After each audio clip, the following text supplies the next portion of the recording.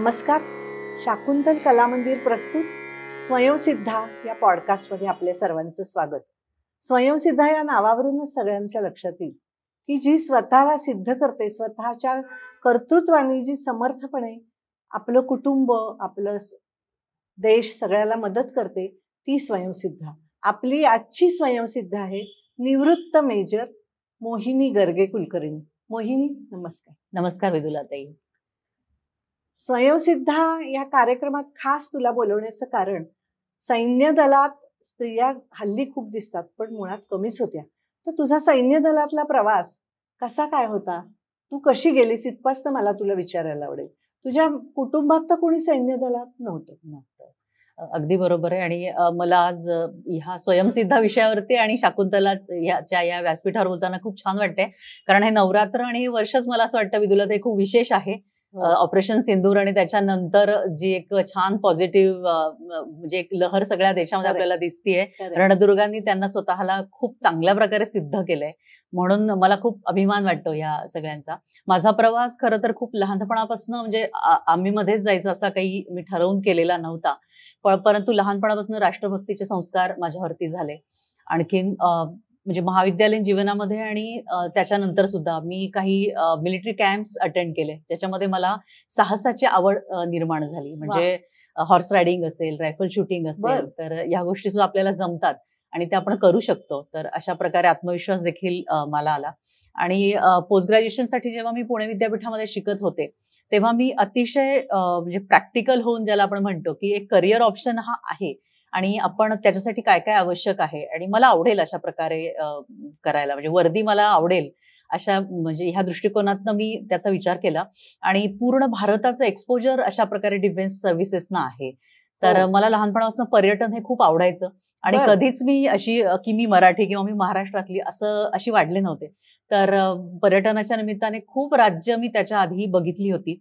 आणखीन आईबाबांना हे सगळं क्रेडिट जातं, कारण त्यांनी छान प्रकारे आम्हाला नेलं बाहेर. हो. आणि काश्मीरमध्ये सुद्धा, म्हणजे नंतर मला जिथे पोस्टिंग मिळाली तिथे सुद्धा मी त्या आधी 2 वेळा जाऊन आले होते. राजस्थान असेल, तर अनेक म्हणजे दक्षिणेतले काही भाग असतील. तर कुठेतरी तो एक पूर्ण भारत असा आतमध्ये भिनला होता. तर असं आयुष्य जगायला का नाही आवडणार, किंवा वर्दी घालायला मला का नाही आवडणार, तर का नाही असा मी विचार केला, का जायचं ह्याच्याऐवजी. आणि मग एकेका चाचण्यांना मी सामोरे गेले आणि सुदैवाने मी पहिल्याच प्रयत्नात सगळ्या चाचण्या उत्तीर्ण करून, all India merit list clear करून म्हणजे उत्तीर्ण झाले सगळ्याच परीक्षांमध्ये. जालन्यासारख्या लहान गावातून छत्रपती संभाजीनगर आणि मग पुणे, खूपच तसा फरक होता. अगदी. आणि LLM झालीस. हो. आणि त्यानंतर ह्या सैन्य दलात गेलीस. ते तुझं पोस्टिंग कुठे होतं तेव्हा? LLM नंतर पहिलंच माझं पोस्टिंग मला काश्मीरला मिळालं. आणि त्या पोस्टिंग साठीची सगळी तयारी मला असं वाटतं आमच्या प्रशिक्षणामधनं ती केली जाते. आणि तिथे आमचं म्हणजे जे काही घडतो आम्ही, जे म्हणजे साधारण कस लागतो. आणि साधारण एक कॉलेजमधली मुलगी निवड झालेली, ते एक अतिशय समर्थ अशी स्त्री अधिकारी लष्कराची, ही जी आम्ही शपथ घेऊन तिथनं बाहेर पडतो. तर हा जो सगळा प्रवास आहे, ह्याला मी सगळं ते क्रेडिट देईन. तर अशा पद्धतीने माझी पहिली पोस्टिंग मला काश्मीरची मिळाली. पहिली पोस्टिंग काश्मीरची होती, पण तुझं ट्रेनिंग कुठे झालं होतं? ट्रेनिंग माझं झालं होतं ऑफिसर्स ट्रेनिंग अकॅडमी चेन्नईमध्ये. चेन्नई म्हणजे पुणे, चेन्नई आणि चेन्नई नंतर माझं जॉईनिंग काही महिन्यांसाठी वेस्ट बेंगॉलला. असा पूर्ण तो देश 4 कोपरे मी पाहिले एकाच वर्षामध्ये. सैन्य दलाचं जे प्रशिक्षण असतं ते आता आम्ही सगळं ऐकलेलं, खूप कठीण आणि कष्टप्रद असतं.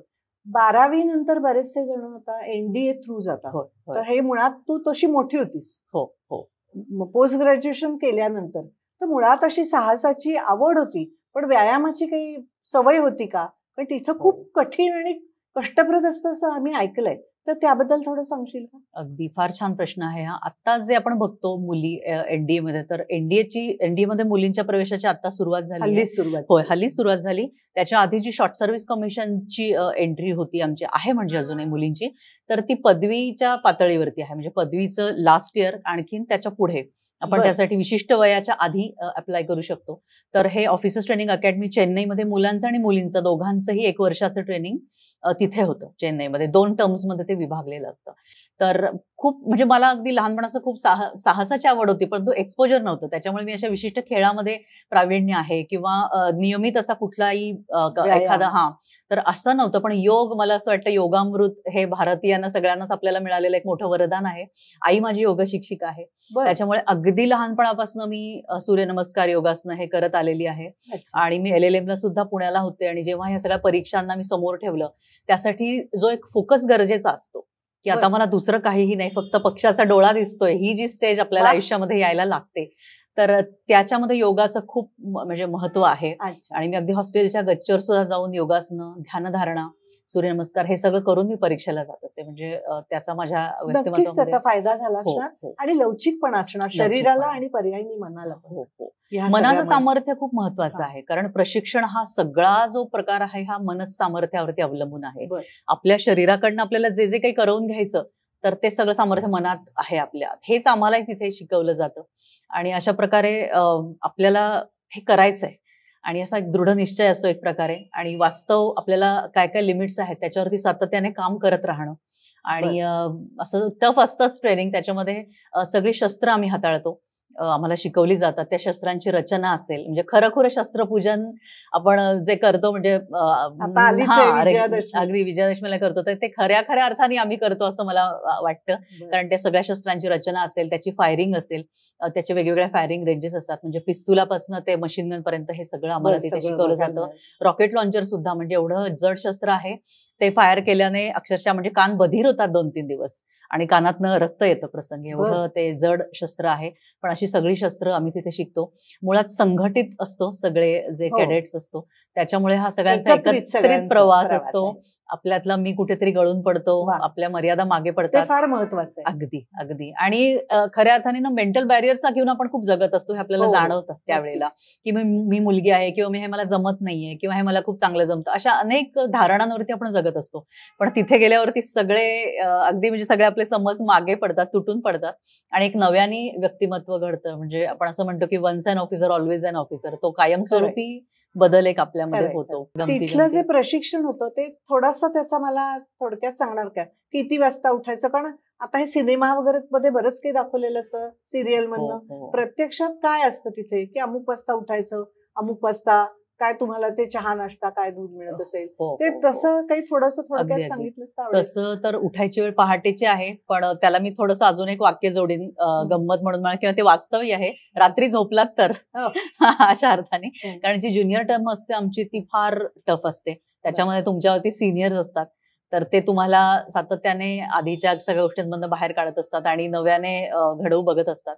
तर त्यांची सगळी कामं करायची असतात, किंवा त्यांनी सांगितलेल्या आज्ञा पाळायच्या असतात. रॅगिंग म्हणतात, रॅगिंग असतं, फक्त त्या रॅगिंगला एक खूप उदात्त असा उद्देश तिथे जोडलेला असतो, त्याच्यामुळे त्याला रॅगिंग पेक्षा थोडंसं वेगळं म्हणता येणार नाही, पण होय तसंच काहीसं ते असतं. प्रत्येक गोष्टीचं उत्तर आपल्याला तिथेच मिळत नाही, की माझं नेमकं काय चुकलं आणि मला ही शिक्षा कशासाठी मिळाली, हे कदाचित तिथे कळत नाही, ते हळूहळू कळायला लागतं. त्याच्यामुळे आम्हाला पहिल्याच दिवशी सांगितलं जातं की it's up to you to find some method in this madness or to find madness in this method. So ते आपल्यावरती आहे. आणि त्याच्यामुळे मग असं प्रत्येक गोष्ट समजावली जात नाही, तर ती सगळ्यांना समजून घ्या. आणि मी म्हणाले तसं सगळे संघटित असतात, तर एकाचा काहीतरी चूक झाली, तिला लेट झालं, तर सगळ्या कंपनीला शिक्षा असते. म्हणजे मी माझं आवरलं, मी माझं सगळं वेळेत आहे असं नाहीये. माझ्यावरती माझ्या बडीची जबाबदारी आहे. बडी सिस्टीम असते जी की अगदी प्रत्यक्ष युद्धात सुद्धा असते, म्हणजे दोघं असे लढायला जातात, तर ती आम्हाला अकॅडमी पासून सवय लावली जाते. ती सगळी माझ्या कंपनीची जबाबदारी सुद्धा मी घेतली पाहिजे. म्हणजे एखादीला पटकन काही मदत असेल तर तिच्यासाठी मी थांबलं पाहिजे, आणि माझ्यासाठी कोणीतरी थांबेल. कारण 4-4 जणी आम्ही सायकलवर असे फिरत असतो, एकीला फिरायची परवानगी नसते अकॅडमीमध्ये. सो ह्या सगळ्यांना मिळून, म्हणून मग एकीला काहीतरी तिचा युनिफॉर्म आहे तर सगळ्यांनाच ती शिक्षा होते, एक जण उशिरा आली सगळ्यांना शिक्षा होते. अशा प्रकारे सगळ्यांना बरोबर घेऊन सातत्याने आम्हाला तिथे चालायचं असतं. पण मग सतत व्हायच्या का शिक्षा, का नाही विशेष झाल्या तुम्हाला? व्हायच्या. सततच होतात आणि चुकणार. होय होय चुकून चुकणार. अगदी अगदी. आणि होतच, कारण म्हणजे ती सवय अंगवळणी पडेपर्यंत जरा उशीर होतो. आणि तुम्ही मगाशी म्हणालात तसं दिनचर्या ही खूप टफ असते. पहाटे त्याची सुरुवात होते. मग एक आमचा मस्टर्ड म्हणजे सगळ्यांना एक आपण हजेरी म्हणतो सुरुवातीला, आणि एक प्रार्थना असते सकाळची, ती होते. आणि त्याच्यानंतर पीटी म्हणजे फिजिकल ट्रेनिंग, त्याच्यामध्ये आम्हाला रोप्स चढणं उतरणं असेल, सिटअप्स, पुशअप्स, रनिंग, हे सगळे प्रकार.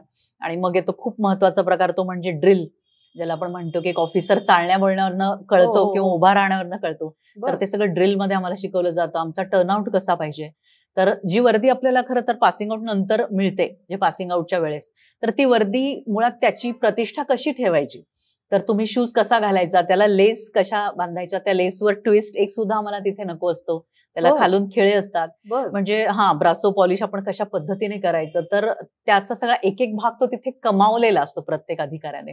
त्याच्यानंतर तो कधीही चुकीचा युनिफॉर्म किंवा प्रतिष्ठा नसेल असा तो घालू शकत नाही. तर हे सगळं ड्रिलमध्ये शिकवलं जातं. हो हो. आणि त्याच्या व्यतिरिक्त अभ्यासाचे खूप विषय असतात. हे सगळं करून आम्ही तासांना बसतो तिथे. पिरियड्स असतात वेगवेगळे, असतंच कॉलेज, परीक्षा असतात वेगवेगळ्या. त्यानंतर मध्ये स्विमिंग असतं, हॉर्स रायडिंग आहे, शस्त्र, वेगवेगळे कॅम्प्स होतात. कॅम्प्स हा खूप अविभाज्य भाग आहे. त्याला आम्ही सर्व्हायव्हल कॅम्प्स म्हणतो. त्याच्यामध्ये तुम्ही जंगलामध्ये असेल किंवा पर्वत रक्षा असेल, तर पर्वतावरती तुम्ही कसं स्वतःचं रक्षण कराल, आणि अतिशय कठीण परिस्थिती तुम्ही सर्व्हाइव्ह कसं कराल, तिथे काहीही नाहीये. सर्व्हायव्हल कॅम्प्स असा असतो शब्द आहे. हो हो. मिळेल ते खाऊन, मिळेल तसं राहून तिथे तुम्हाला सर्व्हाइव्ह करायचं असतं. तर ही जी जिद्द आहे की मला कसंही करून तग धरायची आहे, कारण कसं आपल्याला ना बॉर्डरवरती युद्ध आणि या सगळ्या मोहिमा आपण ऐकतो, पण तिथे जाऊन पहारा देणं हे सुद्धा खूप चिकाटीचं काम आहे, तग धरून राहणं. सो अशा प्रकारे ते सर्व्हायव्हल कॅम्प्स असतात आणि छान ट्रेनिंग असतं सगळं. म्हणजे साधारण तुमचे 24 तासातले 16-18 तास ह्याच्यातच जातात का? अगदी अगदी अगदी. फार कमी तास मिळतात आम्हाला, कारण त्यात अभ्यास असतो, इतर गोष्टी असतात. पण सिव्हिलियन म्हणूनच तू तिथे जाताना जॉईन झालीस तर सिव्हिलियन होतीस. जरी तुझं योगासनं वगैरेची सवय असली तरी असं शारीरिक श्रमाची किंवा एवढी, सुरुवातीला काही दिवस खूप अंग दुखणं, त्रास होणं, हे सगळ्यांनाच होत असेल मला वाटतं. हे सगळ्यांना होतं. आणि मुलींना सुद्धा खूप वेगवेगळ्या प्रकारचे त्रास तिथे होतात. मसल्स ज्या असतात त्या थोड्या टफ होईपर्यंत हा सगळा त्रास होतो, कारण त्या मसल्स सतत डेव्हलप होत असतात वेगवेगळ्या सगळ्या शरीरातल्या. त्याच्यामुळे वेट लिफ्टिंग असेल काही वेगळ्या प्रकारे, जेणेकरून आमचं, कारण शस्त्र हातात धरणं ही दुर्जी गोष्ट आहे, त्यासाठीच आपले दंड मजबूत करणं इथून खरी सुरुवात होते. त्याच्यानंतर ते शस्त्र स्थिर पद्धतीने हातात पकडणं आणि मग ते टार्गेट समोर ठेवून ते खूप नंतरची गोष्ट. वाटतं काय, अरे पटकन मार की गोळी, पण ते सोपं नाही. आपण काही बोलून जातो तसं प्रत्यक्षात दीर्घ श्वसनाचे तिथे प्रकार असतात वेगवेगळे. हो, सुरुवातीला टफ असतं आणि अनेकदा असे प्रश्न पडतातही सामान्य माणसांना की का आपण इथे आलोय, किंवा अरे सगळे इतर करिअरचे सुद्धा पर्याय असतात. हो, तर पण त्यावेळी प्रत्येक ठिकाणी आपल्याला एक सेल्फ मोटिवेशन लागतं, रोज तिथे ते आणायला लागतं. आणि म्हणून ही जी निवड प्रक्रिया आहे ही फार महत्वाची आहे.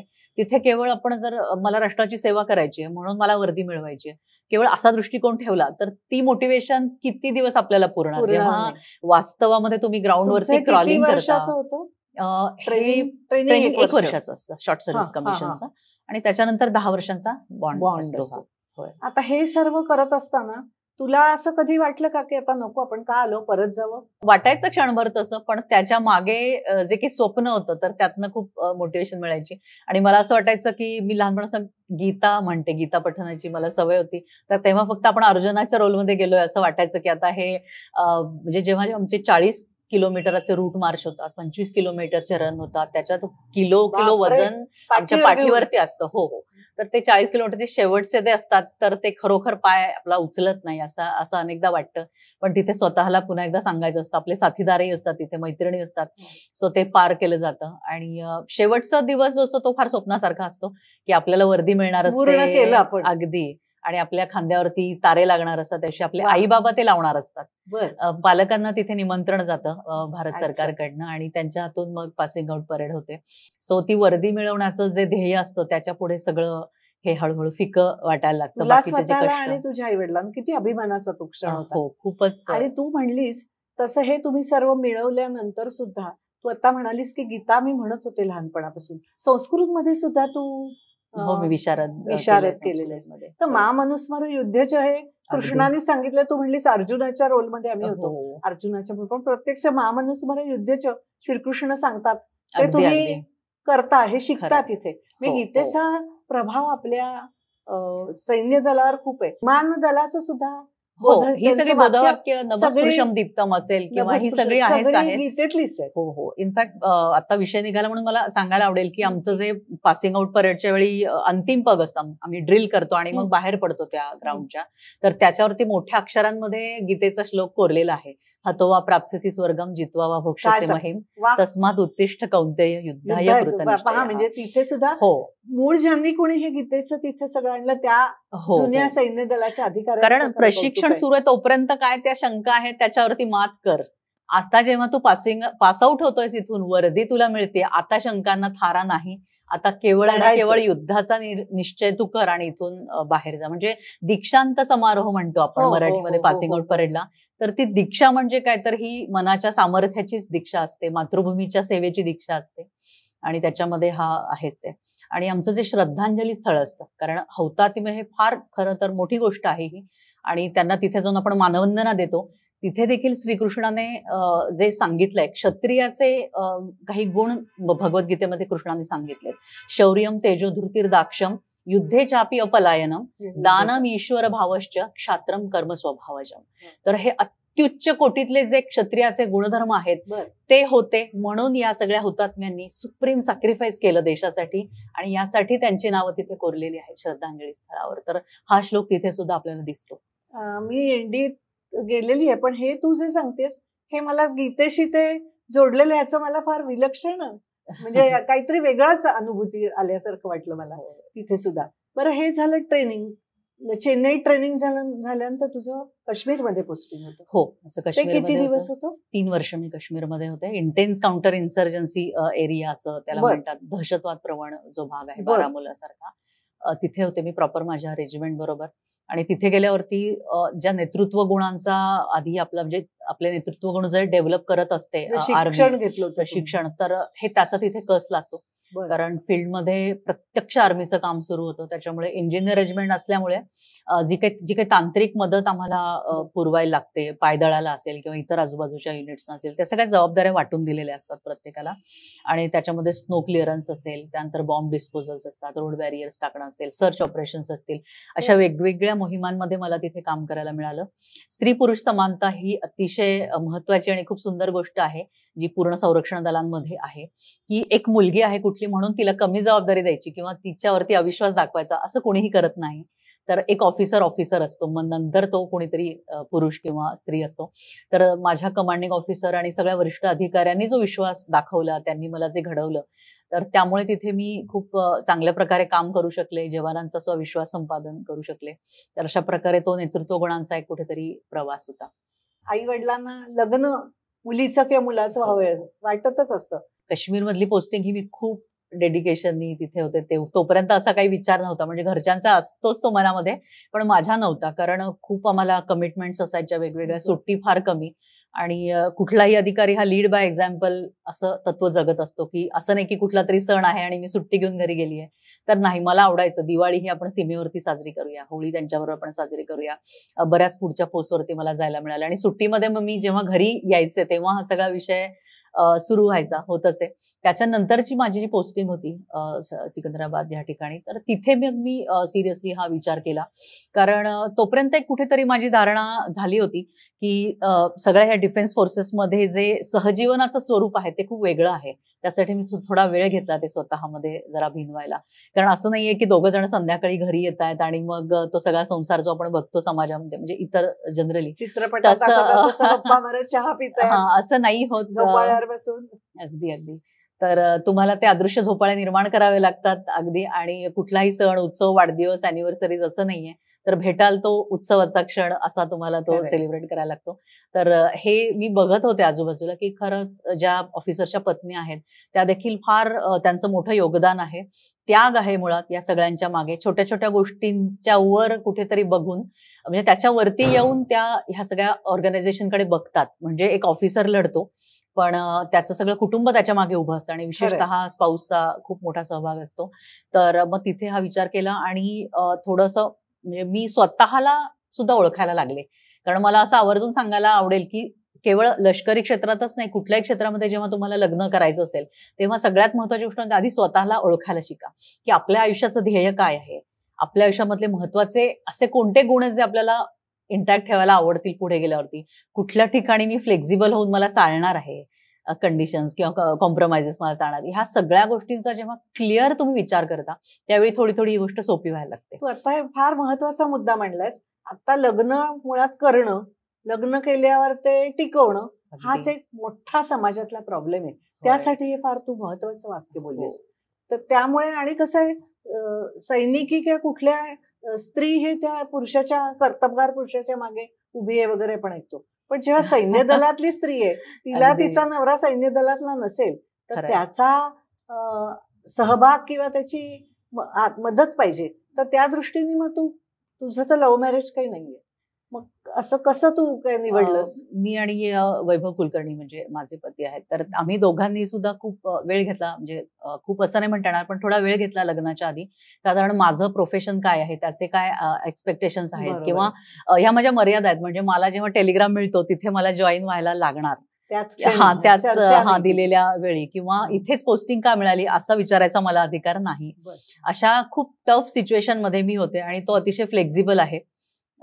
त्याच्यामुळे मग हे खूप चांगल्या प्रकारे आणि त्याला देखील एक स्वतंत्र स्त्री, एक आपली पत्नी म्हणून आपल्या आयुष्यात यावी असं खूप त्याची इच्छा होती की मला आवडेल अशा प्रकारे एक वेगळं सहजीवन जगायला. तर तिथे आमचे सूर त्या अर्थाने जुळले आणि तो IIM मधला म्हणजे MBA करून पास आउट झालेला आहे.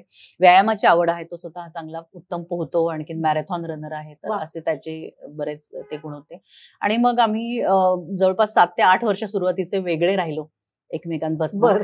तर सहवासाच्या पलीकडे हे सगळं सहजीवन असतं ज्याच्यामुळे तुम्ही एकमेकांबरोबर वाढता, हे म्हणजे एकमेकांशी तुम्ही जुळवून घेता पण तुम्ही एकमेकांबरोबर नसता. तर तो एक प्रवास असेल किंवा त्याच्यानंतरचा जो मातृत्वाचा टप्पा होता तो देखील बराच म्हणजे आव्हानात्मक होता. तेव्हाही आम्ही दोघं एकमेकांच्या बरोबर तसे नव्हतो, प्रत्यक्षात एकत्र असं काही नव्हतं, पण खूप छान सपोर्ट मला त्याचा मिळाला, अजूनही मिळतो आहे. पुढच्याही जो सेकंड इनिंगचा जो भाग आहे करिअरचा तिथे आम्ही मिळून बरंच काही काम करतोय सध्या आणि मुली देखील आहेत दोघी. नाही, लग्न म्हणालीस तू आणि आता 7 वर्ष तुम्ही तसे वेगवेगळे होतो नव्हतं तुमचं. आणि आता सारखं हे स्मार्टफोन, व्हॉट्सअप अजिबात नव्हतं. हा फारच मोठा मुद्दा तुम्ही सांगितला नव्हतं. आणि सैन्य दलात मला वाटतं असं उत्सुक तुम्ही वापरत नाही. पूर्वी तर फक्त ठराविक लँडलाईनच वापरतेच. अजून सुद्धा मला वाटतं बंधन असतं तिथे फोन वापरायला, प्रत्येक ठिकाणी तुम्हाला नाही फोन किंवा ईमेल ह्याला मनात आलं. आता जे आपण हातात सेलफोन तसं नव्हतं. तर त्याबद्दल काय तुझा अनुभव? तेव्हा काही असं पटकन आपण व्हिडिओ कॉल केला किंवा असं काहीही नव्हतं. पत्र लिहिली जायची, तर खरीखुरी प्रेमपत्र मी लिहिली आहे त्यावेळी सुद्धा किंवा कविता लिहिल्या जायच्या. आणि कारण खूपच दुर्गम भागामध्ये असायचे, म्हणजे विशेषतः मी पंजाब बॉर्डरला सुद्धा होते लग्नाच्या नंतर. तर तिथले काही क्षण असतील आणि एक समजूतदारपणा हा इतक्या मोठ्या पातळीचा लागतो की मला देखील मी हे स्वीकारलं होतं की आपल्याला एकट्याने आता आई म्हणून कुठेतरी स्वतःला घडवायचंय. म्हणजे एक पातळी आता अधिकारी झाले, मग कुठेतरी एका याची मी सून झाले, ते सगळं नाती, आणि हे तिसरा म्हणजे मग मातृत्वाचा टप्पा. पण तरी सुद्धा कुठेही आपण नाजूक न त्याच्यामध्ये पडता किंवा काय म्हणून दुर्बल नाही. आता मी आई होणार आहे तर उलट मी सक्षम झालं पाहिजे. म्हणून मग त्या दृष्टीने स्वतःला फिट ठेवणं हे एक खूप महत्वाची गोष्ट मी केली. मग त्यात आयुर्वेदाचा मोठा सहभाग असेल किंवा पुन्हा एकदा योग सामर्थ्य जे असेल, व्यायाम. कारण आमच्याकडे डिलिव्हरी नंतर सुद्धा तुम्हाला पुन्हा एकदा फिट होऊन जॉईन करायचं असतं रजेनंतर. त्याच्यामुळे मग नॉर्मल डिलिव्हरीज आपल्या झाल्या पाहिजेत या अर्थाने विशिष्ट प्रकारे मी स्वतःला घडवलं की आपण बाळ झाल्यानंतर अगदी दुसऱ्या तिसऱ्या महिन्याचं आपण पटापट रनिंग करायला लागलं पाहिजे. कुठेतरी आपलं वजन असेल, बाकीचे काहीही प्रॉब्लेम्स होऊ न देता सुरळीतपणे त्यातनं आपण बाहेर पडायला पाहिजे. हे खूप मी प्रयत्नपूर्वक केलं. त्याचा जरा म्हणजे फिटनेसचा मला खूप उपयोग झाला त्या ठिकाणी, जेणेकरून ऑफिसच्या ड्युटीज आणि बाळ असं दोन्ही एका वेळी घेत. पण मग तेव्हाही तुला 2 मुली आहेत. मुलगी झाली तेव्हा सुद्धा तू एकटीच होतीस का तेव्हा? नाही, तेव्हा माझ्या आयुष्यातल्या माझ्या 2 खंबीर आया, म्हणजे एक सासरची आणि माहेरची, असं दोघींनी मला खूप सपोर्ट केला. वैभव बरोबर नव्हता. अनेकदा तो त्यावेळी त्याने म्हणजे तो होता जवळ की अगदी प्रत्यक्ष डिलिव्हरी असेल किंवा काय शक्य असेल तेव्हा, पण अगदी थोडा काही प्रॉब्लेम झालाय आणि आता तर मला नाही, मला असं आठवतं की काही दिवसांचं अगदी छोटं बाळ मी मांडीवर घेऊन स्वतः ड्राईव्ह करून तिला मी दवाखान्यात नेते. असं आपल्याकडे 1 महिना 1.25 महिना असं काही नव्हतं त्यावेळी. तर ते चॅलेंजेस मी केले किंवा मी स्वतःहून त्याला सांगायचे की आता माझ्या मोठ्या मुलीला मला आठवतं एकदा फ्रॅक्चर झालं होतं हाताला आणि धाकटी मुलगी मला वाटतं 6वा-7वा महिना असा काहीतरी मला तो सुरू होता. तर एक्सरे रूम मध्ये सुद्धा मला जाता येत नव्हतं त्या क्षणी. पण तरी मला असं आठवतं मी सांगितलं की तू घाई करू नकोस येण्याची, काहीतरी मार्ग निघेल आणि आय मॅनेज. म्हणजे कुठेतरी हे सगळे क्षण आपल्याला एक शक्ती देऊन जातात की ते खूप चांगले डॉक्टर्स आणि तिथले नर्सेस वगैरे अतिशय कुशल असतात ह्या अर्थाने. हो, अगदी खरंय, कुशल असतातच. आणि त्याच्यावरचा म्हणजे अजून एक पॉईंट म्हणजे ते आपल्याला खूप हिंमतही देत असतात.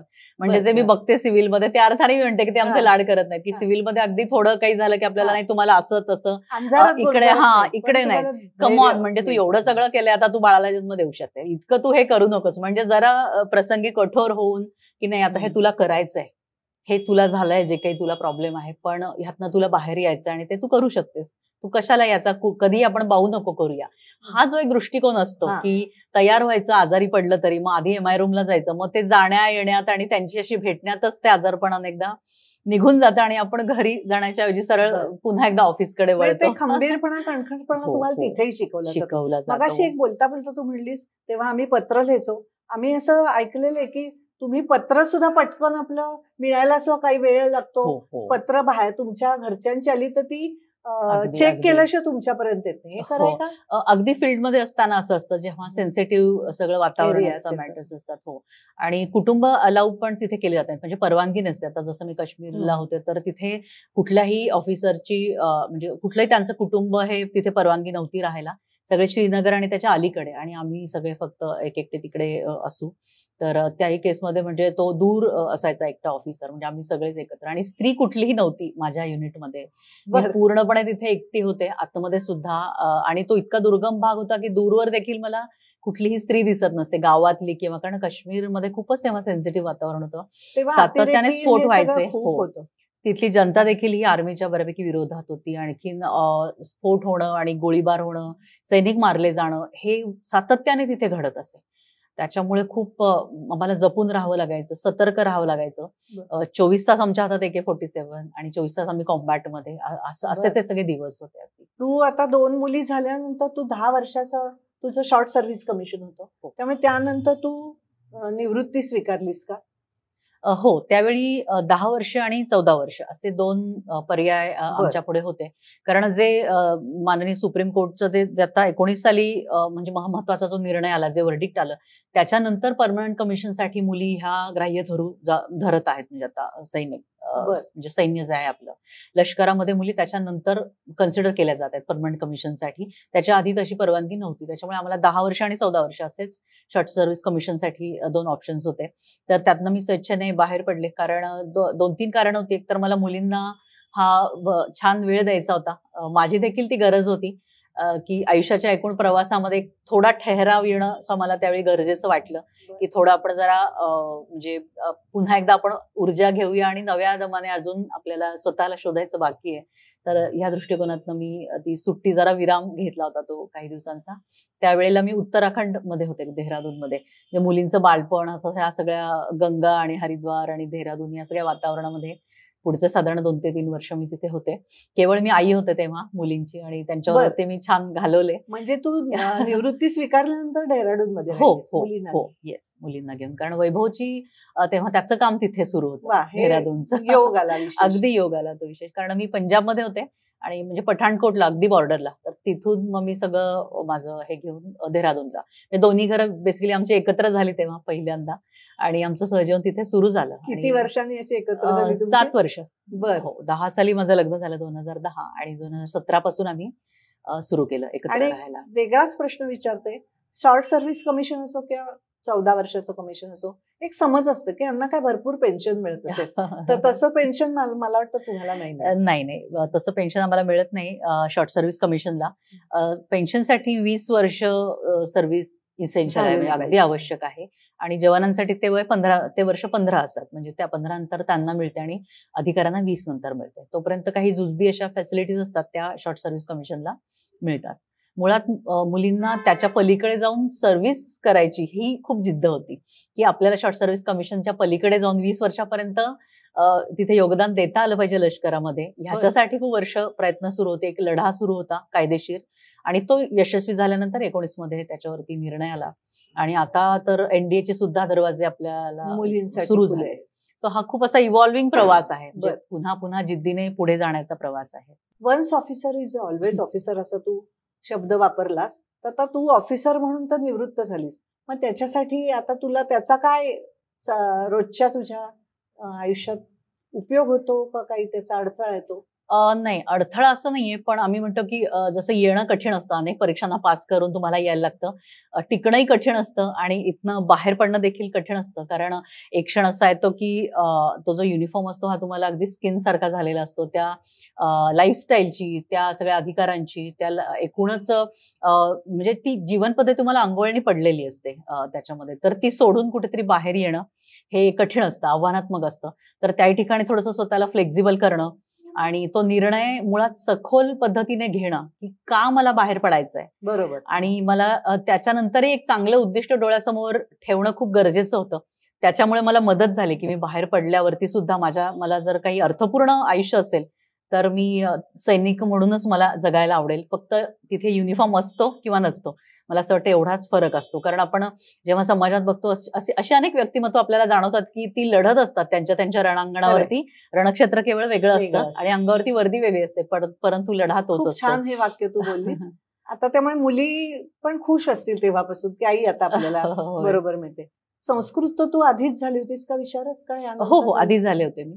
आणि NLP किंवा काहीतरी? हो, त्याच्यानंतर मी जेव्हा बाहेर पडले तर एक स्वतःचा शोध आपण सुरू ठेवला पाहिजे. आणि याच्यामध्ये मला असं वाटतं की मानसशास्त्राचा रोल खूप मोठा आहे, की आपण वेळोवेळी त्याची मदत घेतली पाहिजे असं मला वाटलं. आणि म्हणून साधारण माझा जो जीवन प्रवास आहे कदाचित थोडा इतर मुलींपेक्षा वेगळा होता, आणि त्यात आता 2 मुलींची आई म्हणून जबाबदारी, आणि पुढे लक्ष आपण नेमकं काय ठेवायचं डोळ्यांपुढे. तर ही जी सेल्फ डिस्कव्हरी प्रोसेस आहे याच्यासाठी म्हणून मी लाईफ कोचिंग शिकले त्याच्यामध्ये. आणि NLP म्हणजे न्यूरो लिंग्विस्टिक प्रोग्रामिंग हे देखील मी शिकले. काउन्सिलिंगचे वेगवेगळे टूल्स त्याच्यामध्ये सगळे शिकवले जातात. तर ह्याच्यामध्ये मला मदत झाली की स्वतःला शोधण्यामध्ये मी काय नक्की करू शकते. कारण कुठलीही गोष्ट, कुठलंही काम असो, म्हणजे गृहिणीचं देखील काम असो, त्याच्या मागची भूमिका हे ठरवते की ती कितपत तुम्ही समाधानाने, आनंदाने ते करता. म्हणजे ते काम तेच असतं, पण त्याच्या मागची भूमिका तुमची सखोल असेल, ठाम असेल की मला घरी थांबायचंय आणि मला हे काम करायचंय कारण माझं साध्य खूप वेगळं आहे, तर त्याच्यामुळे तुम्हाला त्रास होत नाही. ती भूमिका तुम्हाला सखोल पद्धतीने घेता येते तुमच्या आयुष्यामध्ये. तर खूप मला त्याचा उपयोग झाला. आयुष्याला एक वेगळी दिशा मिळाली. म्हणजे पालकत्व समजून घ्यायला सुद्धा खूप मदत झाली. कारण घरी म्हणजे मी पूर्ण वेळ घरी थांबणारी अशी आई नव्हते. माझ्या अनेक ऍक्टिव्हिटीज सुरूच असायच्या, लिखाण सुरू असायचं, वाचन सुरू असायचं. मुलींना पूर्णपणे अवलंबून पण मला ठेवायचं नव्हतं, की आई आपल्यासाठी सतत उपलब्ध असते आणि मग त्या सवयी सगळ्या बदलतात. याच्या उलट आई ही आपल्याला केवळ कामं शिकवायला असते, ती करायची स्वतःलाच असतात. तर अशा पद्धतीने कुठेतरी आपल्याला त्यांनाही स्वयंपूर्ण बनवायसाठी तू प्रयत्न केला. अगदी, कारण बाहेर येऊन कोणीतरी व्यक्ती येणार आणि मी मुलं सांभाळायला कोणीतरी ठेवते असं मी त्यांना कधी सांगितलं नाही. घर तुमचं आहे, आणखीन तुम्ही हे सगळं मॅनेज करताय. अगदी 1-1.5 वर्षाच्या मुलीचं माझ्या दार उघडणं, त्यांच्याशी बोलणं, काय काम आहे सगळं विचारणं, घरामध्ये सुद्धा सगळं नीटनेटकं, म्हणजे अगदी आता वस्तू ठेवतात आणि असं नाही, मला म्हणायचं एक जबाबदारी घेणं की काय कुठे आहे काय नाही. असं नाही की मी घरात राहू नये, मला घरातलं काहीच माहिती नाही, असं नाहीये. तर कुठेतरी ती जबाबदारी एक प्रकारे भिनवणं, स्वतःचा फिटनेस कायम ठेवणं, ही स्वयंपूर्णता मला असं वाटतं ना येणाऱ्या पिढीमध्ये खूप गरजेची आहे. एक लाडावून ठेवणं जे मी बघते आजूबाजूला, तर त्यातनं अनेक प्रॉब्लेम्स मला असं वाटलं की निर्माण होऊ शकतात. मूळ शिक्षण तुझं कायद्याचं, मग सैन्य दल मध्ये संस्कृतचा अभ्यास आणि नंतर NLP, हा एक वेगवेगळ्या विषयातलं तुझं अभ्यास झाला. आणि इतिहासाची तुला आवड होती. मला अगदी सुरुवातीला वाटलं की तुझी इतिहासातलीच काही पदवी आहे की काय. त्यानंतर तू अपराजिता जे पुस्तक लिहिलंस, ते 2000 वर्षांचा कालखंड त्यात तू निवडलायस. ते अभ्यास करायला तुला बरीच वर्ष लागली असं? हो, बरीच वर्ष लागली. इतिहासाची आवड तशी लहानपणापासून होती मला. म्हणजे जे मी पर्यटन मगाशी उल्लेख केला, तर मी अनेक राज्यांमध्ये जात असे. विशेषतः शौर्य कथांची खूप आवड होती आणि तिथून मी माती आणत असे. अशी एक पवित्र आपल्या त्या त्या म्हणजे हल्दी घाटी असेल किंवा इतर अनेक ठिकाणी मी गेले आणि तिथली छोटीशी माती मी अशी भरून आणत असे की अरे ही खूप महत्वाची माती आपल्यासाठी, इथे खूप मोठं युद्ध लढलं गेलंय. त्याच्यामुळे हा जो एकूण प्रत्येक राष्ट्राचा सुद्धा एक प्रवास असतो ना, आपण ज्याला म्हणतो व्यक्तीचा जसा असतो, तर आपणही अनेक आक्रमणांना तोंड दिलेलं आहे, तरी सुद्धा एक राष्ट्र म्हणून आपण अबाधित आहोत आजही. आपला स्वधर्म, आपलं स्वराज्य ह्याच्यासाठी कितीतरी जणांनी बलिदान दिलं आणि ह्याच्यामध्ये स्त्री शक्तीचा मोठा वाटा आहे, स्त्री शक्तीचं मोठं योगदान आहे. तर ते कुठेतरी अजूनही जरा उपेक्षेखाली आहे असं मला जाणवलं. आणि मला सुदैवाने जी अनेक राज्यांमध्ये नंतर आर्मीच्या निमित्ताने आणि नंतर राहायची संधी मिळाली, तर तिथे गेल्यावर तर ते अधिक अधोरेखित झालं. अरे याही प्रांतामध्ये एवढ्या वीरांगना आहेत, तिकडेही आहेत आणि खूप वेगवेगळ्या स्वरूपात त्यांनी योगदान दिलेलं आहे. तर ते सगळे मी संकलन करत गेले, मुलींना गोष्टी सांगत गेले त्यातल्या, आणि मग असं करता करता त्यातले संदर्भही मिळत गेले. म्हणून मला असं वाटलं की एकत्र ह्या सगळ्यांना घेऊन एक आपण ग्रंथ निर्मिती म्हणून केली तर ही सगळ्यांना वाचता येईल. आणि त्याच्यामध्ये मी मागे गेले तर तो थेट सातवाहन काळापर्यंत मी पोहोचले. आणि आपल्याला अतिशय अभिमानाने खरं तर हे जगाच्या पटलावरती सांगायला पाहिजे की जगाला पहिली जी ऍडमिनिस्ट्रेटर ज्याला म्हणूया तर प्रशासिका ही भारताने दिली नागनिकेच्या स्वरूपामध्ये. तर असं वेगवेगळ्या कालखंडातल्या स्त्री वीरांगनांना घेऊन मी लेखन सुरू केलं. पूर्व काळापासून, हो, इसवी सन पूर्व दुसरं ते तिसरं शतक. काही स्त्रियांचं ऐकल्यावर तर म्हणजे मला नवलच वाटलं की त्यांचा लग्न झालं, नवरा गेला आणि मुलगाही गेला, राजपुत्र, आणि तरी त्यांनी सैन्य उभं करून लढा दिलाय. आणि आपल्याला असं बरेच वर्ष शिकवलं गेलंय भारताचा इतिहास म्हणजे पराभूतांचा इतिहास आहे. तर तो पराभूतांचा नाहीये आणि त्यात तुझं पुस्तक नाही, तो खरं ग्रंथराज आहे. खूप मोठा ग्रंथ आहे की अपराजिता आहेत त्या सर्व. हे तुझं फार मोठं काम आहे. नाही, त्याच्यासाठी खरंच तुझं खूप अभिनंदन. आणि तुम्ही म्हणाल तसं त्या अचानक अशा सिंहासनावर आल्या बसल्या आणि त्यांनी राज्य केलं, तर असं नव्हतं. ते सामर्थ्य कुठेतरी त्यांच्यात होतं. आणि मी मगाशी म्हणाले तसं की आम्ही जे वर्दी घालून जे आम्ही करतो पुढे, ते सगळं क्रेडिट आमच्या प्रशिक्षणाला आहे. तर तशा ह्यातल्या अनेक जण ह्या प्रशिक्षित होत्या लहानपणापासून.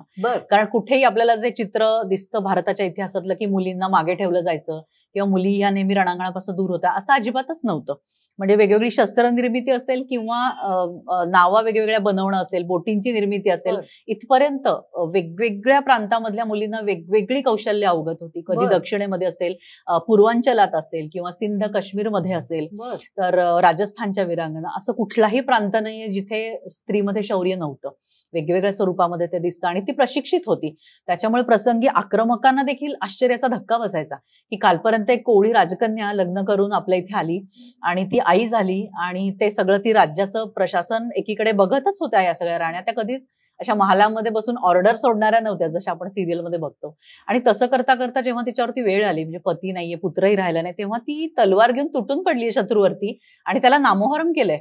म्हणजे नायके देवीने हे मोहम्मद गौरीला हरवलंय किंवा कुतुबुद्दीन ऐबकशी लढली आहे वीरांगना. तर अशा पद्धतीने आक्रमक देखील खूप त्यांना आश्चर्य वाटत असते. तर हे खूप मोठं कोडं जगापुढे खरं तर आहे. आणि मला असं वाटतं त्यांच्यातलं शौर्य किंवा त्यांच्यातलं सामर्थ्य जाणून घेण्यासाठी त्या शत्रूंना भारतीय स्त्रीचा जन्म घ्यावा लागेल, तरच त्यांना ते समीकरण कळू शकेल की किती मोठं तिच्यामध्ये बळ हे दडलेलं आहे.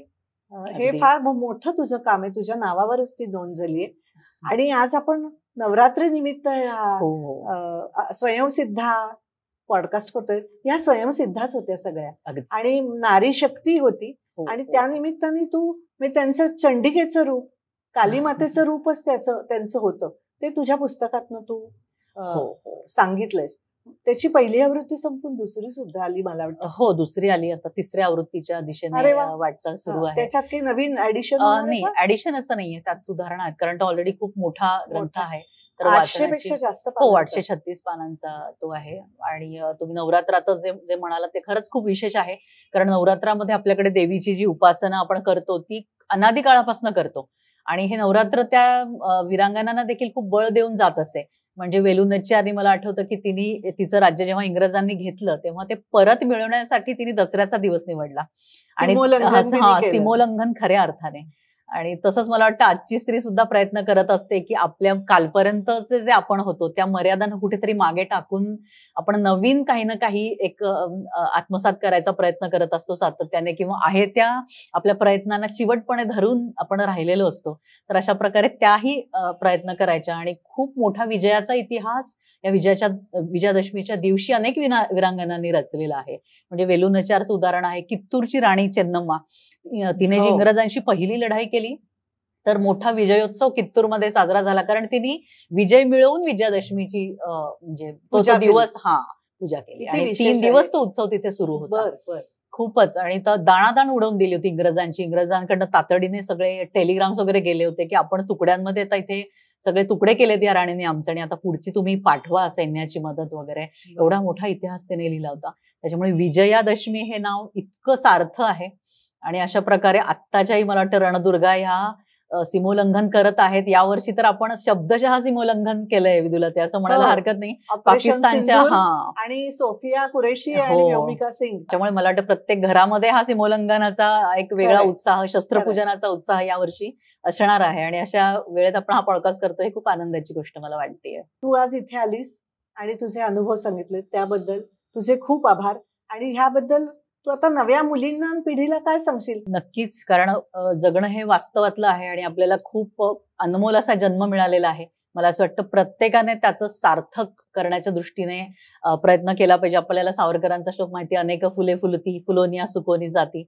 तर हे जे कमल फुलते अमर ठेले मोक्षदायी पावन, तर अशा प्रकारचं कमळाचं फुल आपल्याला व्हायचंय आणि आपल्याला स्वतःचं आयुष्य तर त्याचा चार्ज घ्यायचाच आहे. दिवसेंदिवस मी म्हणाले तसं वेगवेगळ्या गोष्टी शिकून समर्थपणे आपल्याला जगायचंच आहे. पण आपण समाजासाठी काय करू शकतो किंवा राष्ट्रबांधणीसाठी आपण कशा प्रकारे योगदान करू शकतो, हे क्षेत्र प्रत्येकाने आपलं ठरवलं पाहिजे आणि त्यानुसार ते योगदान दिलं पाहिजे. महत्वाचं आहे ना की चॉईस मेकिंग. हे मी नेहमी म्हणते की जसं तुम्ही म्हणालात की तुमच्याकडे काही वेळ आहे तर तुम्ही रील मेकिंग करायचं आहे, रील्स बनवायचं आहेत की वेगळं काही तो वेळेचा सदुपयोग तुम्हाला करायचा आहे, हे तुमच्या हातात आहे.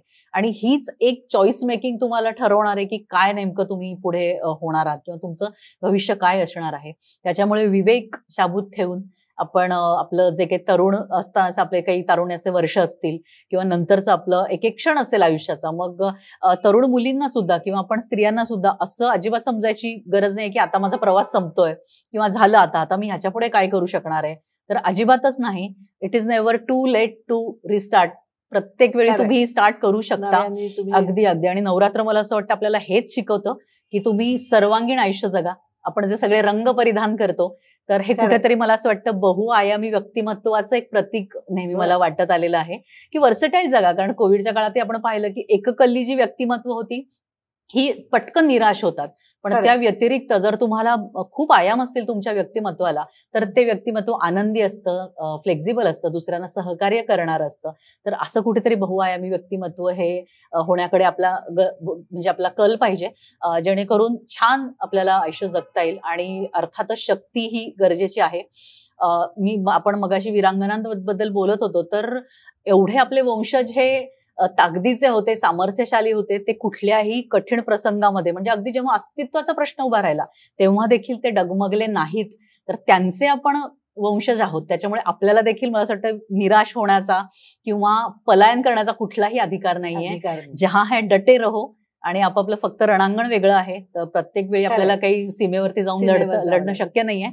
आपापल्या क्षेत्रामध्ये तुम्ही लढत राहा, चिवटपणे जगत राहा आणि कुठेतरी अंतिम ध्येयासाठी प्रयत्न करा आणि सार्थक करा, असं मला वाटतं.